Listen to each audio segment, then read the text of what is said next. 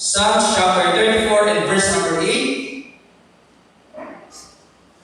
Ngayon po gabi, ang mensahe po ng Diyos ay may tema na ang kabutihan po ng Diyos sa buhay po ng mananampalataya, sa buhay po ng lahat ng tao, ay hindi po natin po maarok.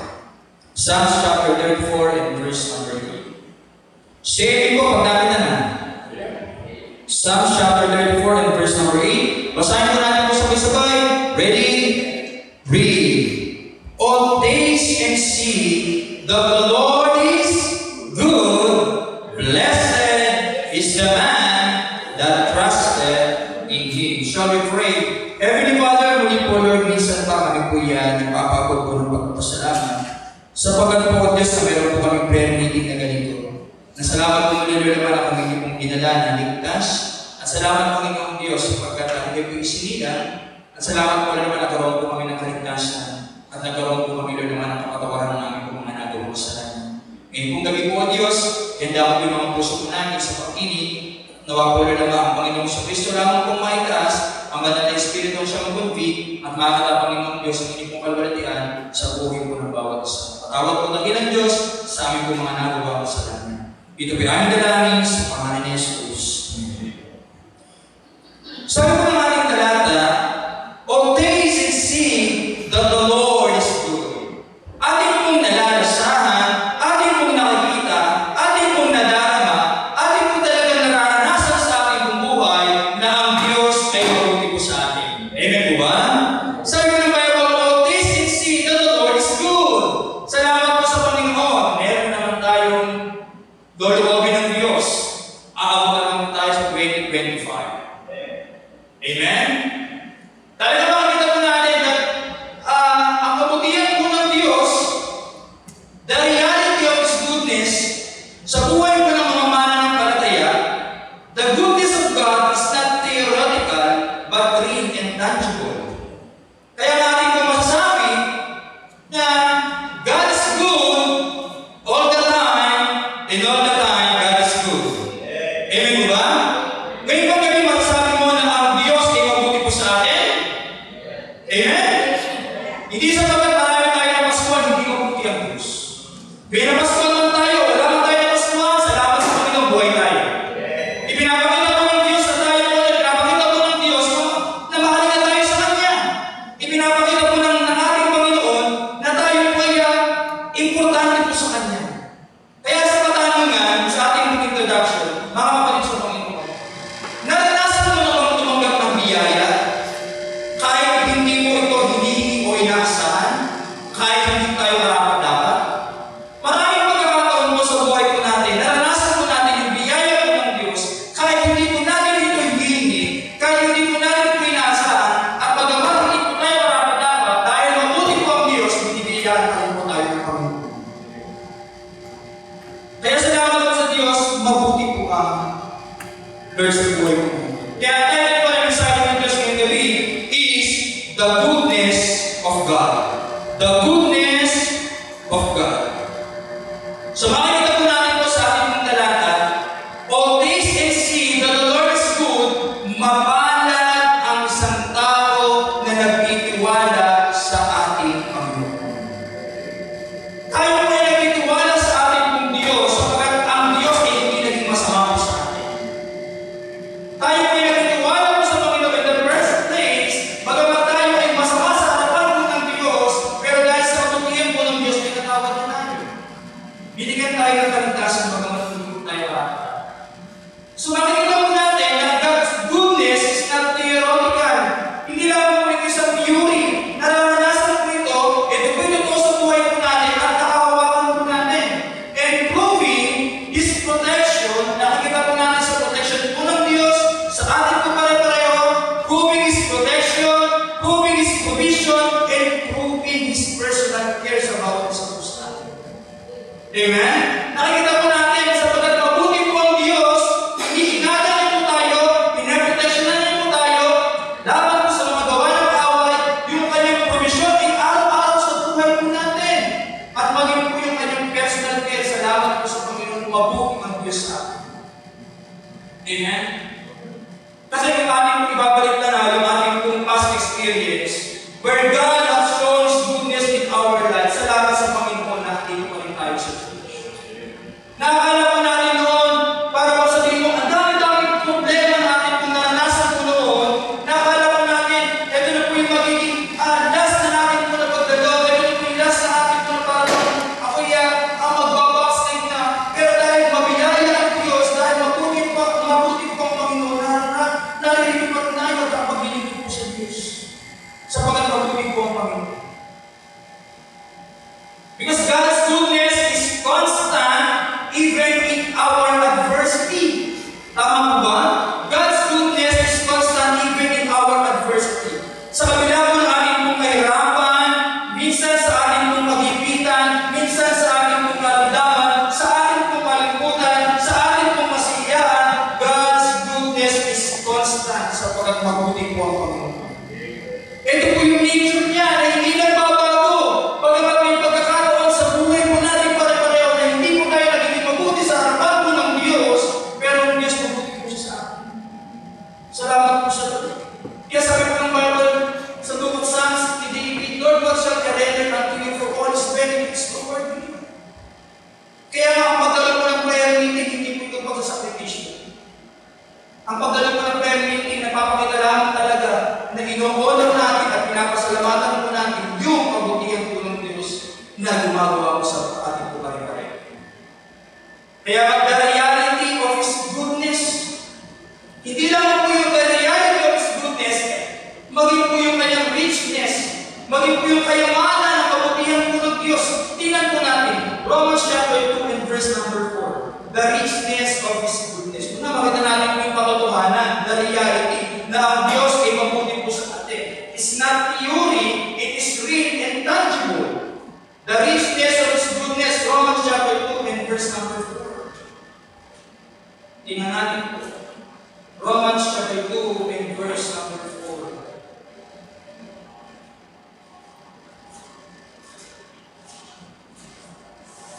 4. Sinasabi ko ng Bible, Romans chapter 10 verse number 4, or despises down the riches of His goodness. Amen? Mayaman po ang kabutihan ng Diyos and forbearance and long-suffering, not knowing, amen? Not knowing that the goodness of God leadeth to repentance. Dahil po sa kayamanan ng kabutihan po ng Diyos, ito po pinagdid po sa atin upang tayo ay magsisi, upang malaman po natin yung malalagay natin sa harapan po ng Diyos. Dahil po sa richness po ng kabutihan po ng Panginoon, inabot tayo ng Word of God. At ito po yung number 3, the rich of His goodness. Inabot tayo ng kabutihan po ng Diyos. Because the Lord is good to all, and His tender mercies are all over all His works. Amen? Dahil po sa kabutihan po ng Diyos, inabot tayo ng salita po ng Diyos. Dahil po sa kabutihan po ng Diyos, nakakala po natin hindi na magbabago po yung buhay po natin pare-pareho. Pero dahil po mabuti po ang Diyos, inabot tayo po ng Panginoon. At isang araw, yung dating puso po natin na matigas sa Panginoon, na dati walang oras tayo at panahon sa Panginoon, pero dahil sa kabutihan po ng Diyos, inabot pa rin tayo ng Word, inabot pa rin tayo ng salita ng Diyos, inabot pa rin tayo ng tao ng Diyos. Amen?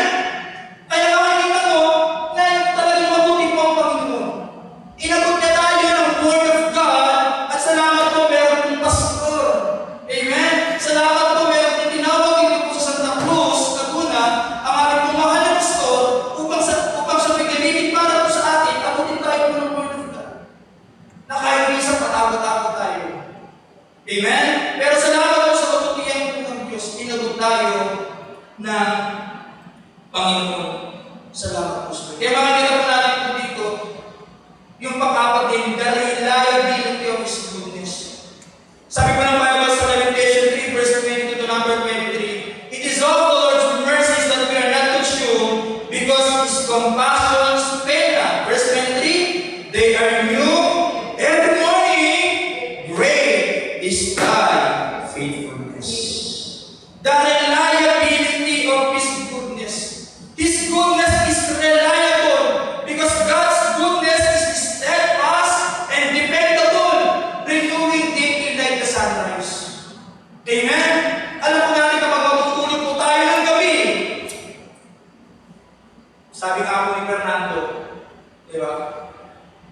kahaba-haba, kahaba-haba ng gabi, darating pa rin ang umaga. Amen? Kaya yung pag-isip pa lamang natin sa umaga, makikita natin yung reliability ng goodness po ng Panginoon. Kaya pag-isip lamang natin sa umaga, dapat hindi po Facebook, hindi rin po the Bible. Nakakausapin natin ang Panginoon sapagkat mabuti po ang Diyos. And the response of His goodness.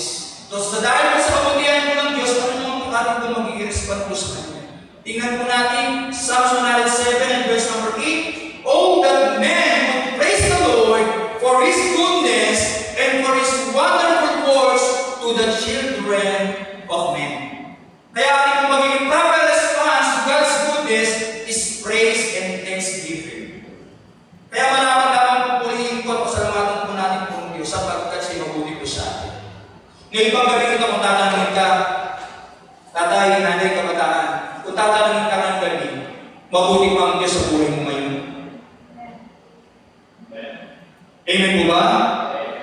Kung ngayon titingnan po ng Diyos, bubuksan po ng Diyos sa ating mga kaisulat natin mga puso, makikita mo talaga po ng Diyos, anak, mabuti pa talaga ako sa iyo.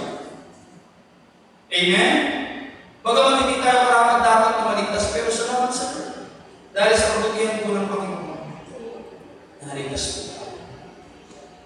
At dahil po sa kabutihan po ng Diyos, kung bakit pa rin tayo ng pagpapatuloy sa gawain ng Diyos. Walang magaling, walang matalino. Masalamat talaga tayo sa kabutihan po ng Diyos. Amen? Kaya nga po, the goodness of God. So, apat na bagay ng ito na makakita po natin po. Number 1, balikan po natin natin po talata, Psalms chapter 34 and verse number 8. Psalms 34 and verse number 8 sa ating po talata. Muli na sinasabi ng Bible, "O taste and see that the Lord is good. Blessed is the man that trusted in Him." So number 1, maipoproklaim natin the proclamation of God's goodness. Amen? God's goodness is revealed through His Word. Tama nga yung sa kanta, God's Word changes lives. Amen? His power cannot be denied. Kung bakit po nagbago po ang buhay po natin? Because God's Word changes our lives. Amen? It's revealed through His Word and creation, and it declares and preceding His actions and destinies. Ating pinaranasan po yan na yung promises ng Panginoon, thousands of promises na talaga naman natin mapamahawakan. May pagpaproklama natin nasa maraming tao, even sa unseen, even sa ating pong mga mahal sa buhay, even sa ating pong mga mag-anak, may pagproklama natin sa kanila na kabutihan po ng Diyos, talaga nakikita po nila sa buhay po natin. Amen? Talaga makikita nila, bakit sa kabila na yung nararanasan sa iyong buhay, bakit ka pa rin nakapagpapatuloy sa Panginoon? Bakit minsan sa buhay mo, nagkamay may kagipitan, minsan sa buhay mo, ikaw ay napapagalitan, minsan sa buhay mo natin pare-pareho na tama na yung ginawa mo, no? Amen? Pero nakikita pa rin nila na tayo ay nagpapatuloy sa Diyos. Because the Bible says, looking unto Jesus, the author and finishers of our faith. Doon po makikita talaga yung pabutihan po ng Diyos. Kaya may proclaim the proclamation of God's goodness. Kaya salamat sa mga sana, ngayong gabi ito, yung Pasko na ito, December 25, ano po? Ayong makikita lang ng Lord, salamat po, napakabuti mo po sa akin. Lord, salamat po, napakabuti mo po sa aking pamilya. Amen? Lord, salamat po. Dahil sa kabutihan mo po ng Diyos, nagkaroon po ako ng kaligtasan ng pagbabago po. Not just only the proclamation of God's goodness, second one is the provision of God's goodness. Pangalawang P, the provision of God's goodness. Amen? Philippians 4:19. Ano sinasabi ng Bible? But my God shall supply all your needs, hindi wants, all your needs, according to His riches. Sapagkat mayaman ng Panginoon in Christ Jesus. God provides for His children out of His abundant goodness, meeting both spiritual and physical needs. Amen? Yung provision po ng Panginoon po sa atin, hindi lamang po ano po, physical, kundi spiritual. Napakabuti po ng Diyos yung nagpo-provide ng ating po mga kailangan. Sinasabi kasi nila, kailangan ko kumayod ng kumayod. Kaya nawawalan sila ng panahon at oras sa gawain ng Panginoon. Pero ang katotohanan na nagpo-provide ng ating mga kailangan ng walang iba kundi ang Diyos. Kung makakita na talaga ng maraming mga mananampalataya na napakalaga sa atin is always the Lord's Day. Prayer meeting ay napakalaga sa harapan po ng Diyos. Sapagkat siya nagpo-provide po ng ating mga pangangailangan. In Psalms 84 and verse number 11, tingin po tayo ng talata. Psalms chapter 84 and verse number 11. Psalms chapter 84 and verse number 11. The provision of God's goodness. Kaya hindi ang kumpanya ang ating pong tinatawag na bread and butter. Amen? Hindi sa pagkatang isang tao ay makabilidad at marami siyang alam na trabaho, siya na nagpapakain sa kanyang sarili. Ang daan po natin, mayroong Diyos kung nagpo-provide na yan. Psalms chapter 84 and verse number 11. The Bible says, for the Lord God is a sun and shield. The Lord will give grace and glory. Ito po yung magandang praise meeting. No good thing, amen? No good thing will be withhold from them that walk uprightly. No good thing. Kaya kung naman tayo ay lumalakad po sa kalooban po ng Diyos, sabi po ng Biblia, no good thing will be withhold from them that walk uprightly. Kung lumalakad naman tayo ay sa kalooban po ng Diyos, amen? Siya yung magsusupply at magpaprovide ng ating pangangailangan. Sapagkat tinutulad po natin po ang Diyos. Sabi ng Bible, no good thing will He withhold from them na lumalakad po uprightly in the sight of God. Kaya God's goodness assures us that He will never fail to provide what is best for us. Tama ba? He will never fail to provide what is best for us. Ang kabutihan din po ng Diyos na siya nagdadala po ng pagkasa sa atin po sa inahan. Amen? Makikita po natin yan sa Jeremiah 29 and verse number 11. Tingnan po natin. Jeremiah 29 and verse number 11. Sinasabi kasi ng maraming mga kabataan, mas importante pa ba ang Diyos kaysa sa ating pag-aaral? Amen? Pero hindi naman natin sabihin huwag tayong pag-aaral. Tama po ba? Kailangan dapat natin makita yung kabutihan ng Diyos kung bakit tayo ay nakapag-aaral, mga kabataan, dahil merong Diyos na napapaaral po sa atin. Amen? Merong magulang na may kao sa Diyos na ginagamit ng instrumento ng Panginoon para hindi mo mag-aaral. Kaya kung makikita mo yung future mo na ang Diyos ay mag-provide ng ating mga pangangailangan, tingnan po natin Jeremiah 29 verse number 11. For I know the thoughts that I think toward you, say the Lord, thoughts of peace and not of evil, to give you unexpected end. To give you unexpected end. Meron tayo isang kapatid sa Panginoon na nag-take po ng board exam. Talagang Sunday by Sunday, umakalo siya.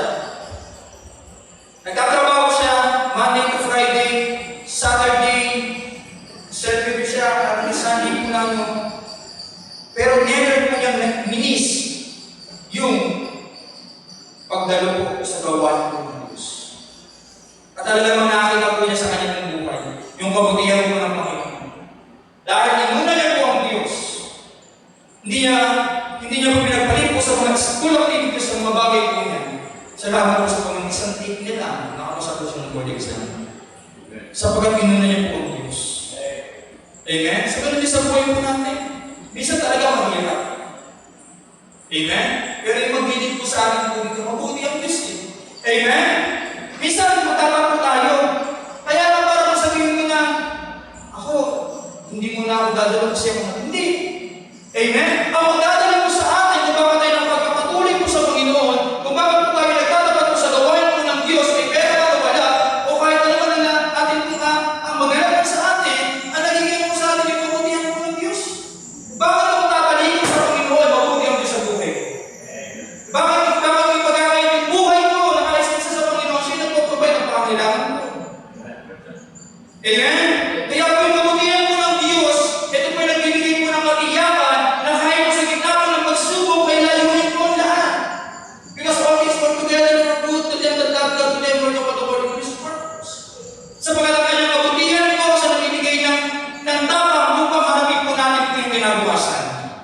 Amen? Totoo po yan. Kung sa atin na talaga wala tayong magagawa, para harapin po natin po yung kinabukasan. Pero salamat sa biyaya po ng Diyos, salamat sa kabutihan po ng Diyos, nakaharap po natin po ito.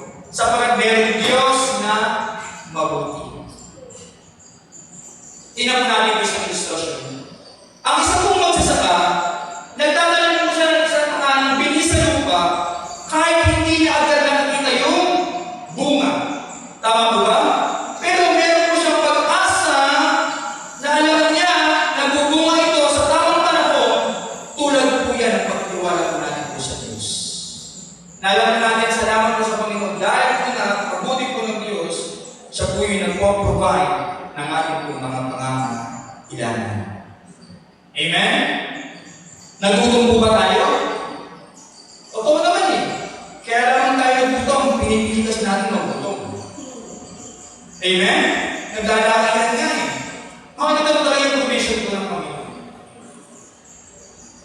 Then number 3, dahil din po sa kabutihan po ng Diyos, the patience of God's goodness.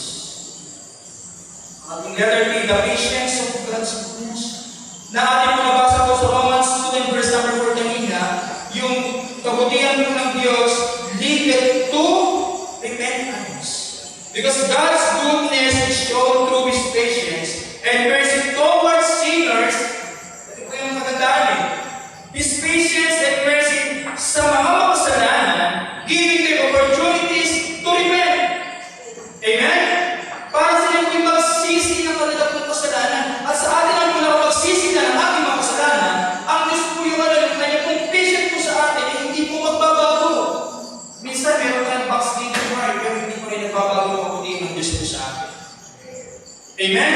Paano ba yung minsan tayo meron tayong backsliding heart? Nagbago yung kabutihan ng Diyos sa atin, paano na po kaya tayo?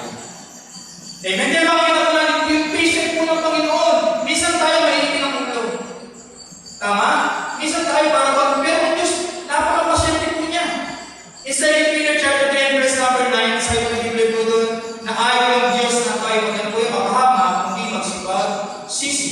Nasabi ng 2 Peter 10, verse number 9, the Bible says, the Lord is not slack concerning His promise, as some men count slackness, but is long-suffering to us ward, not willing that any should perish, but that all should come to repentance.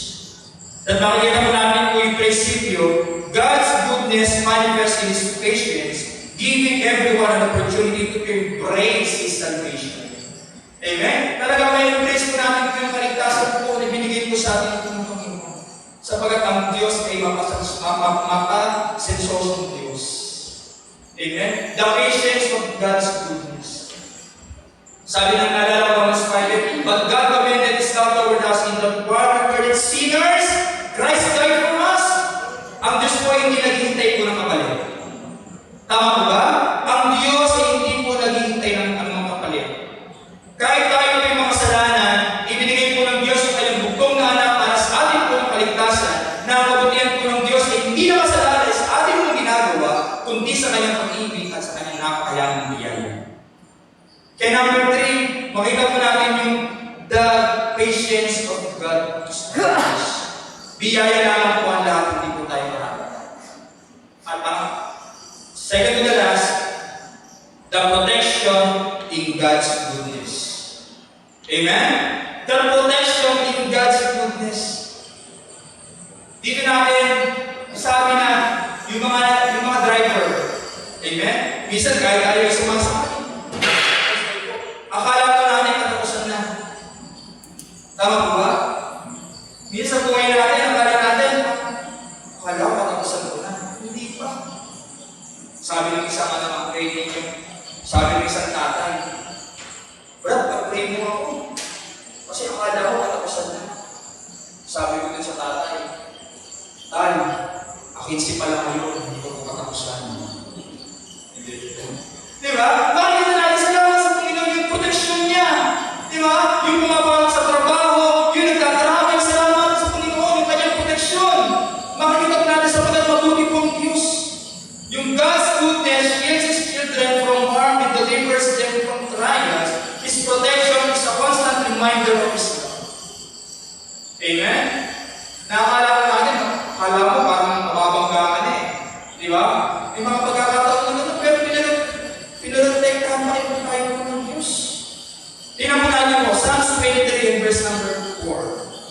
23 and verse number 4. Even, sabi po doon sa kamatayan, Psalms 23 and verse number 4. Tama lang po. Psalms 23 and verse number 4.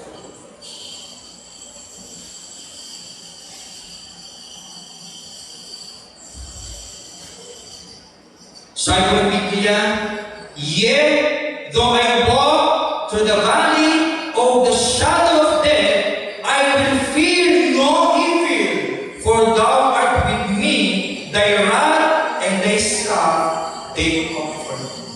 O, bagamat ako lumalakad sa libis ng hiling ng kamatayan, ay wala akong nakatakutan, sapagkat ikaw ay sumasa akin. Amen? Because surely goodness and mercy shall follow me all the days of our life. Yung sinabi po ni Haring David. Kaya in times of trouble, maging sa atin pong takot, aside from Biblia, lean on God's promises of protection at magkakaroon po tayo, makakasumpong tayo and find peace in His goodness. Amen? God's goodness, prinsipyo, God's goodness ensures that He is our refuge and strength even in the darkest times. Lord, salamat po. Yes, nag-iingat po tayo. Yes, meron tayong pag-iingat. Pero tunay talaga nag-iingat po sa atin yung protection, ay walang iba yung nagagalit po sa Panginoon. Kaya nga, pag tayo ay lalabas, punta ng trabaho, pupunta ng school, pupunta sa gawain, dami pinipipay natin sa Panginoon. Lord, protection na yun po. Amen? Sa gawa po ng kaaway, o saan mo kung gawa po ng panlilipa po ng devil. At bibilang pamuli, dito na po tayo mag-end sa pamuling bagay, the permanence of God's goodness. Amen? The permanence of God's goodness. Ang kabutihan po ng Diyos ay patuloy na dumadali po sa bawat araw. Tama po ba? Sapagkat ang bawat araw, ito ay patuloy po ng kabutihan po ng Diyos, katulad po ng isang araw na sumisikat, ang hangin po na ating pong nilalangha, yan po yung biyaya po ng kalikasan, ay nagpapakita po ng kanyang kabutihan. Amen? Tingnan po natin, the permanence of God's goodness. Paano po kaya willing ninyo kung walang umaga, gabi lang? Paano makikita yung kabutihan po ng Diyos? Amen? Ibalikan natin, paano kaya kung umaga lang, walang gabi? Anong oras ka matutulog? Pero makikita po natin the permanence of God's goodness. God's goodness is eternal and unchanging. Amen? Ito po yung walang hanggan, ito po yung hindi magbabago. It endures from generation to generation and remains steadfast regardless of circumstances. Kaya naalala ko sa isang ilustrasyon na isang kabutihan po ng Diyos. Meron isang batis o meron isang falls, meron isang ripo na tuloy-tuloy po yung kanyang tubig na hindi natutuyo. Ito po yung larawan po ng kabutihan po ng Diyos na walang tigil po sa pagbuwas ng biyaya po sa buhay po natin. Kaya nga, darating na naman tayo. Amen? Loloobin po ng Diyos. Aharap naman tayo sa 2025. Pero ating pong nasaksihan, ating pong nakita, ating pong nadama, talaga pong ipinakita po ng Diyos, na testify po natin po pare-pareho kung kaano kabuti po ang Diyos sa buhay po natin. Nagkasakit ka? Salamat sa Lord, nagkaroon tayo ng kagaling. Mawala ka ng trabaho? Salamat sa Panginoon, may trabaho ka. Amen? Ang hihina ka spiritually, dahil mabuti ang Panginoon, ipinalit ka sa gawain po ng Diyos. At ngayon, nasa lipstick pa rin tayo pare-pareho. Sapagkat mabuti ang Panginoon. Amen? Mabuti ang Diyos. Minsan, maiyak na lang po tayo pare-pareho. Amen? Minsan, magpe-pray ka, salamat, mabuti mo. Kita natin po yung kabutihan po ng Diyos. Isa ba naiyak tayo yung sa kabutihan ng Diyos sa buhay natin? O O para bang nagiging normal na lang? Sana mamanghala tayo. Amen? Mamanghala tayo sa kabutihan ng Diyos. Sapagkat lagi po tayo namamanghala sa kabutihan ng Diyos, patuloy po tayo mag-praise and thanksgiving sa Kanya. Patuloy po tayo sasama sa Kanya at patuloy po tayo magpapasalamat sa Kanya. Sapagkat mabuti po ang Panginoon. Naging masama po ba ang Diyos sa atin? Di ba? Hindi manasan sumagi sa isip natin na masama, hindi. Mabuti po ang Panginoon. Kaya ito sa buhay natin, Romans 8:20. And we know that all things work together for good. To them that love God. To them for the world according to His purpose, sapagkat mabuti po ang Panginoon. So sa limang bagay po nito na ating po napag-aralan ngayong pagdating, na kaya natin i-proclaim na mabuti po ang Diyos. Amen? Na ang Diyos po yung nagpo-provide ng ating mga pangangailangan. And His patience toward the believers and the believers ay nakakita po natin. Sapagkat biyaya po ng Panginoon eh. Amen? Yung mga senior natin, nakakatawa. So nag-usap tayo mga kabataan, di ba? Aabot pa kaya tayo ng itong edad na tayo ay nasa church. Malobin ang Panginoon mabuti kasi siya. And yung the patience of God's goodness ay hindi po kakayaan po ng Diyos na ang tao ay mapahama na hindi niya po napapanggan ang word of God. Kaya po hindi po maikakila at hindi po maitatagwa at hindi masisisi po ng isang tao kung siya napahamak sa impyerno. Sapagkat ang kabutihan po ng Diyos ay hayag po sa lahat ng tao. Amen? Ano ang binabayaran ng hangin? Amen? And ano ba yun? The protection of God's goodness. Sa Nahum 1:7 po yun. The Lord is good, ano ba? In the days of trouble. At pamunit the permanence of God's goodness. Kaya sa ating kolusyon, God's goodness is proclaimed in His Word. Amen? Seen in His provision. Napoproklaim po natin sa salita niya, and see, nakikita po natin sa provision po ng Lord, and felt in His patience, and experience in His protection, and assured by its permanence. Salamat po sa Panginoon. Tayo po na lang. Mahabaging Diyos, minsan pa kami po